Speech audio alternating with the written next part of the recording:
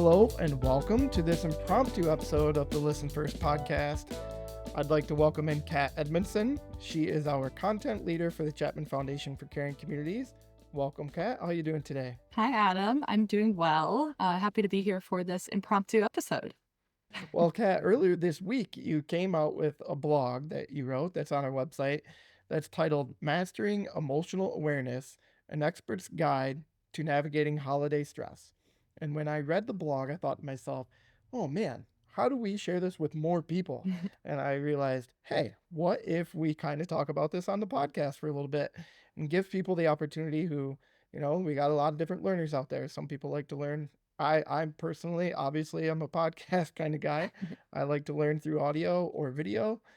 I just thought another opportunity to do that. So that's where we are today. I love it. I agree. I think sometimes listening to the podcast is a lot easier than just reading the blog post. So happy to be able to kind of take that same message and put it into podcast form.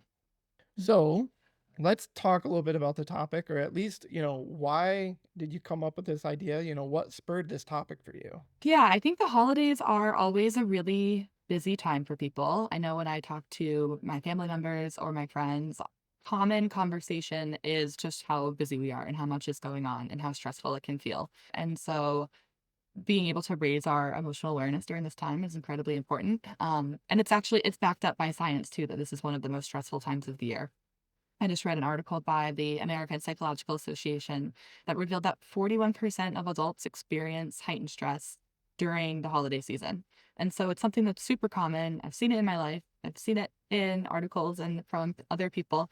So I wanted to kind of be able to provide some tips and tricks on how to navigate this time.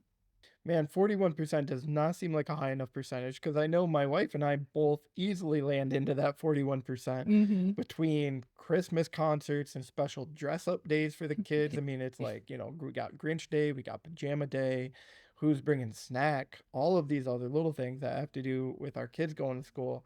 And even if you don't have children, there's a lot of extra stress to get work done, potentially by the end of the year Mm-hmm. or before a holiday break. There's a lot going on this time of year.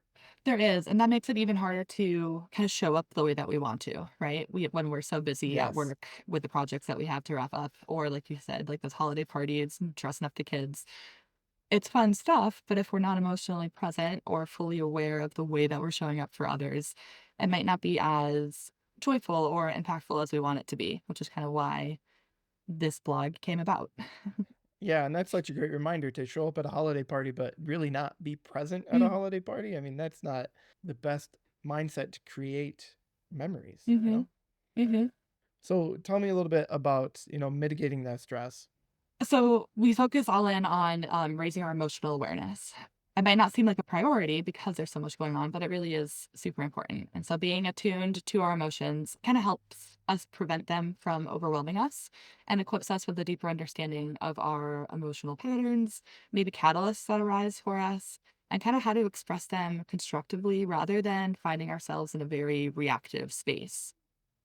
Okay, so Kat, you mentioned in there about raising our emotional awareness. As you stated in our blog, elevating your emotional awareness, very important. But how do we do that? One of the things that we can do is decode what our emotional catalysts are. And we talk about that in our community serves. We introduce the concept of an emotional catalyst. So it's a specific stimuli or some type of situation or behavior that elicits an emotional response. And so these can range from physiological states like being hungry to certain words like when somebody says whatever or hate to you. They can even be specific behaviors like when you're having a conversation with someone and they interrupt you. Right. So all of these emotional catalysts, they're these things that elicit an emotion.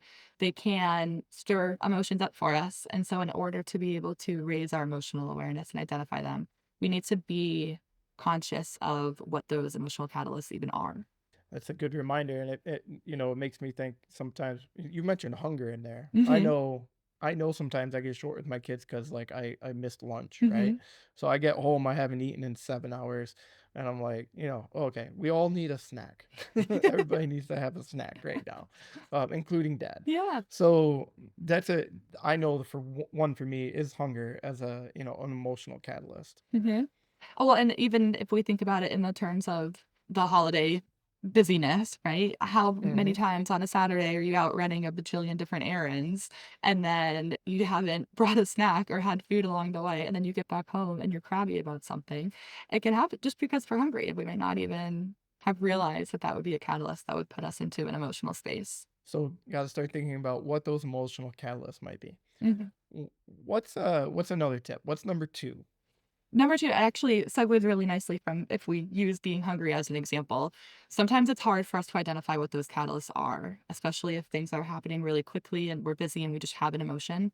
So one of the things that can help us to identify a catalyst is by kind of interpreting what your body is telling you. Often our body will recognize an emotion before we are even fully conscious of it. It could be that rumbling in your stomach. It could be something like a persistent headache or a clenched jaw. And so physical manifestations could be your body's way of telling you that you are having an emotion that you might not be fully aware of. And so, again, in our community serves, we talk about some mindfulness techniques that help you become aware of what your body is telling you. And those can be things like deep breathing, changing your environment, or sharing your feelings with a trusted confidant to kind of help you interpret what your body is telling you. But really kind of slowing down and taking a moment to recognize, where am I having a physical sensation and what might my body be telling me? So I've noticed a couple things here. Obviously, in these first two tips is the idea of maybe slowing down a little bit, and that's definitely hard to do at this time of year. But what is number three? Let's talk about how we can find time to slow down. You're right there. Yeah. Number 3 is allocating time for emotional reflection. So again, slowing down and being really intentional. Decoding our catalysts and interpreting signals can maybe be things that we do in the moment. If we're not aware of it in the moment, we need to be able to put time aside, designate time for us to kind of raise that awareness. And so dedicating time daily to introspect on our emotions, what causes them, can be really, really beneficial. And in the blog post, we link to an insightful guide from the Center for Leadership Studies that has reflection questions that are meant to elevate your emotional awareness, both for you as an individual, but then also for you as a leader as we're wrapping up the end of this work year. We want to make sure that we are able to be fully present both at home with those that we care about in our family and friends, but then also at the in the work setting as well. Awesome. So let's recap those one, two, and three. Those quick tips that we have in our blog. Can you recap those for us? Tip number 1, decoding your emotional catalysts, recognizing what are those things that elicit an emotion from me. Tip number 2, interpreting our body signals. What is your body trying to tell you that you might not even be fully conscious of yet? And then number 3, allocating time for emotional reflection, being intentional to still set time aside to raise your own emotional awareness in the midst of all of the busyness that's happening right now. So I know we touched on it a little bit, but in the end, let's say we take the time to do these things. What are we gonna notice? What's the potential that we're gonna get? Like, what's the benefit of raising our emotional awareness? Mm. I see it showing up in a lot of different ways. I think one on the relationships that we have. For many people, this is a time where we are with more people than usual. And so Hmm. to be able to be showing up fully, intentionally, and present with them, we can foster those healthier relationships by both understanding and managing our relationships. Going back to that stat of 41% of people who feel more stressed during this time, being able to identify where that stress is coming from and kind of pinpointing it, hopefully could also alleviate some of that source of stress. Spectacular. So in the end, we'll create deeper connections and have more memories. Is kind of what I'm interpreting all that as. Yeah, sounds pretty good to me. Yeah, that's what the holidays. I mean, I have more fun when I'm making the connections as opposed to sitting there stewing about, different things. So Yeah, and being able to do it intentionally too, I think, because we're gonna have that time. The way that we spend it is kind of up to us. And so being able to recognize what those catalysts might be when you're stepping into a situation and being intentional about it and not letting our emotions kind of swamp us down, but to really be able to manage them in a way that's healthy and helpful for the relationship. thank you so much, Kat, for taking time to think of us this holiday season. You're very kind, very caring, and I appreciate you giving us some tips here. Of course. Thanks for having me for this impromptu session. Everyone, there is a link in the description of this podcast to the blog where we've got some more tools and resources at the bottom of the page. Thank you for joining us. Thanks.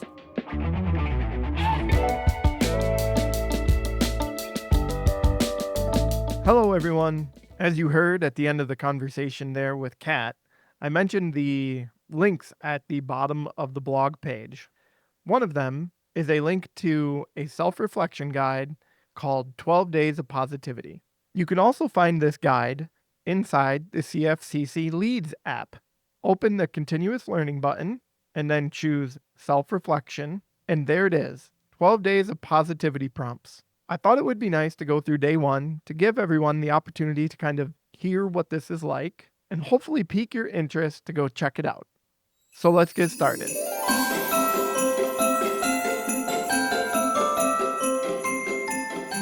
The 12 Days of Positivity, a self-reflection guide. Day 1. What's one of your strengths that you appreciate? How does it show up for you during the holidays? Writing prompts. Identify your strength. Begin by pondering over your unique strengths, those qualities that make you, you. It could be your adaptability, creativity, sense of humor, or loyalty. Pick one that resonates with you the most and write it down. Why do you value this strength? How has it helped you in your life? Strength in action. Now let's focus on the holiday season. Reflect on how this strength of yours manifests during this time. Does your creativity shine through your gift wrapping or holiday decorations? Or does your sense of humor lighten the mood at family gatherings? Write about a particular incident where this strength was evident. Gratitude for self. Now take a moment to feel grateful for this strength of yours. Acknowledge how it adds to your life and makes the holiday season more enjoyable for you and those around you. Amplify your strength. Finally, consider ways in which you can intentionally utilize this strength to enhance your holiday experience. Maybe you could use your adaptability to handle unexpected changes in plans, or your loyalty to support loved ones who may be having a tough time. Remember, recognizing our personal strengths is an empowering exercise that boosts self-esteem and promotes a positive mindset. Use this prompt whenever you need a reminder of your unique capabilities. Now that we've read through day 1, I want to give you a quick personal example. So my strength that I identified was the ability to make people feel comfortable or to make them laugh. Strength in action happened for me this morning. When my kids were getting ready for school, I grabbed one of their hair headbands, which has a Christmas ornament on top, and I put it on.